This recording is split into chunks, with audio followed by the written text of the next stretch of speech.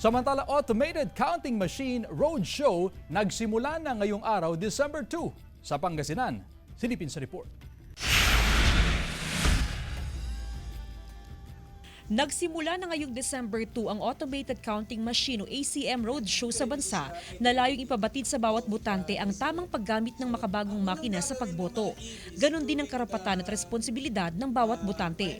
Nagkaroon ng in-person demonstration ng ACM sa Pangasinan Provincial COMELEC Office. Ipinasubok at ipinakita sa mga miyembro ng media ang pagboto gamit ang bagong automated counting machine mula sa Miro Systems.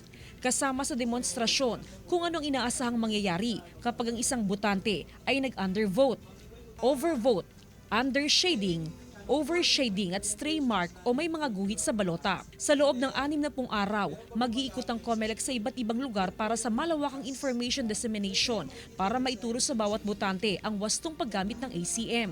We are given 60 days na gawin ito. Bawat barangay, other venues, so pupuntahan namin. Sa Dagupan City, uunahin ng COMELEC ang information dissemination sa mga island barangay at maging sa mga far-flung area.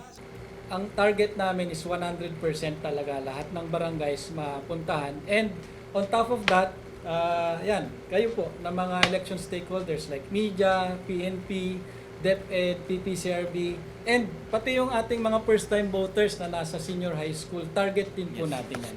Kabilang din sa binigyang diin ng COMELEC ang oras ng pagboto sa 2025 midterm elections. Magkakaroon ng early voting para sa mga buntis, PWD at senior citizen mula alas 5 ng madaling araw hanggang alas 7 ng umaga sa May 12, 2025.